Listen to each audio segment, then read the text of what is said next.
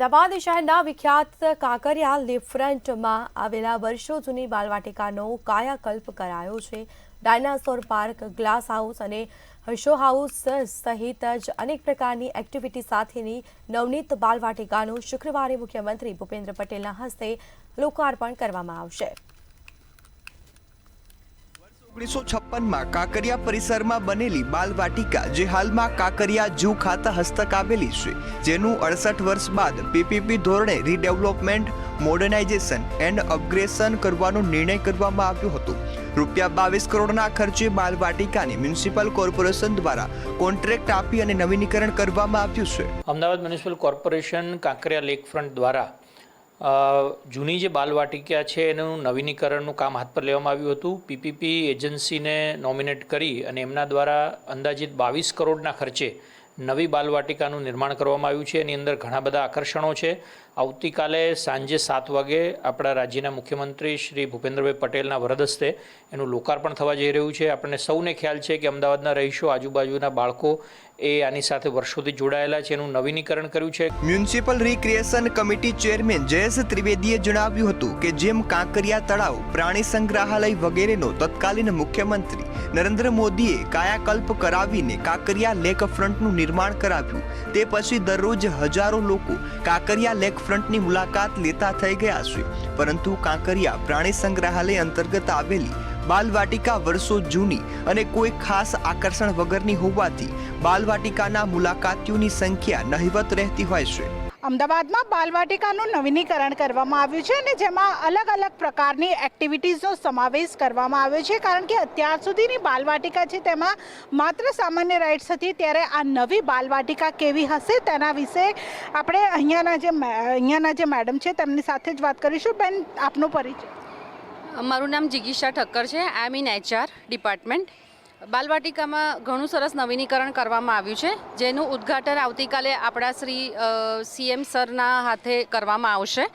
અને અહીંયા બાળકોને લગતી ઘણી બધી એક્ટિવિટીઝ છે, જેની એન્ટ્રી ટિકિટ 50 રૂપીઝ છે, જેની સાથે તમને 3 થી 4 એક્ટિવિટી ફ્રીમાં મળશે। મેડમ, કઈ કઈ એક્ટિવિટી છે જે ફ્રીમાં મળી છે? ઓકે, અહીંયા કોઈન હાઉસ છે, મિરર હાઉસ છે, સેલ્ફી ટાવર છે, શૂ હાઉસ છે, એ બધી 5-6 એક્ટિવિટી છે જે તમને ફ્રીમાં એન્જોય કરવા મળશે। બીજું નવું શું છે? બીજી કેટલી એક્ટિવિટીઝ અહીંયા છે?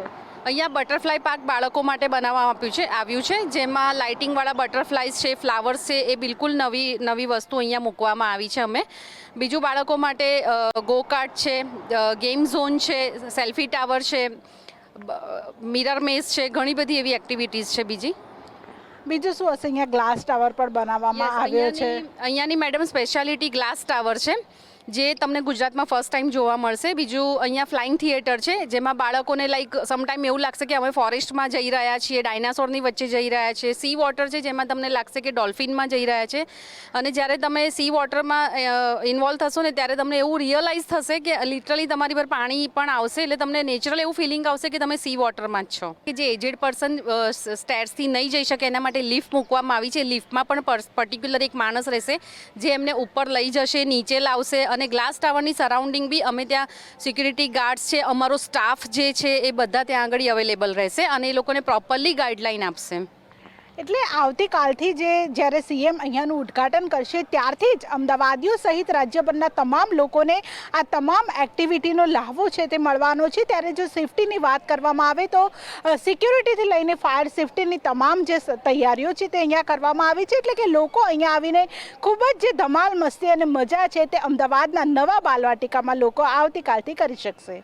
દેશના મોટા શહેરોમાં હોય તેના કરતાં અલગ જ પ્રકારની બાલવાટિકા તૈયાર થઈ છે, જેમાં dinosaur park, glass tower, glass house, illusion house, wax museum, landscape garden, glow station અને સેલ્ફી પોઈન્ટથી લઈ નાના બાળકો માટે જુદી જુદી રાઇડ્સ પણ રાખવામાં આવી છે। બાલવાટિકામાં એન્ટ્રી ફી 50 રૂપિયા રાખવામાં આવી છે અને અંદર દરેક રાઇડની અલગ અલગ ફી નક્કી કરવામાં આવશે। અમદાવાદની ઓળખ એ કાંકરિયા તળાવ છે અને કાંકરિયા તળાવમાં હવે નવી બાલવાટિકા છે તે આવતીકાલથી શરૂ થશે, ત્યારે અલગ જ પ્રકારની જે સૌથી અલગ જે 28 જેટલી રાઇડ્સ છે તે પણ બાલવાટિકામાં બનાવવામાં આવી છે. અત્યાર સુધી સૌથી પહેલી વખત જે ઇલ્યુઝન પાર્ક છે તે પણ બાલવાટિકામાં બનાવવામાં આવી છે. નવું જ નજરાણું અમદાવાદીઓને મળવા જઈ રહ્યું છે અને તે આવતીકાલે જે મુખ્યમંત્રીના હસ્તે આ જે બાલવાટિકા છે તેનું ઉદ્ઘાટન કરવામાં આવશે અને ત્યારબાદ અમદાવાદ સહિત રાજ્યભરના તમામ લોકોને પ્રવેશ આપવામાં આવશે. સાથે સાથે જે આ બાલવાટિકા છે તેનું રિનોવેશન કરવામાં આવ્યું હતું. છેલ્લા ઘણા સમયથી આ બાલવાટિકા છે તે બંધ હતી અને તેનું સમારકામ ચાલુ હતું. અત્યાર સુધીમાં 28 જેટલી નવી રાઇડ્સ બનાવવામાં આવી છે. ભૂલભુલૈયા હોય, સ્નો પાર્ક હોય કે પછી જે કાચ છે તે પણ રાખવામાં આવ્યા છે કે જે સૌથી વધારે લોકોને ગમી રહ્યું છે. આ આખી જે બાલવાટિકા છે તેનું નવીનીકરણ કરવામાં આવ્યું છે. તમામ જે મુલાકાતીઓ હોય છે તે આનંદ કરવા માટે આવતા હોય છે, ત્યારે તેમના આનંદમાં વધુ એક જે મોરપીછું છે તે અમદાવાદ મ્યુનિસિપલ કોર્પોરેશન દ્વારા ઉમેરવામાં આવ્યું છે અને આ બાલવાટિકા છે તેનું નવીનીકરણ કરવામાં આવ્યું છે અને હવે અમદાવાદીઓ સહિત રાજ્યભરના તમામ લોકો અહીંયા આવીને વધારે જે મનોરંજનનો લાભ છે તે લઈ શકશે. કેમેરા પર્સન યોગેશ જયસ્વાલ સાથે કિંજલ બોરીસા, મંતવ્ય ન્યૂઝ, અમદાવાદ.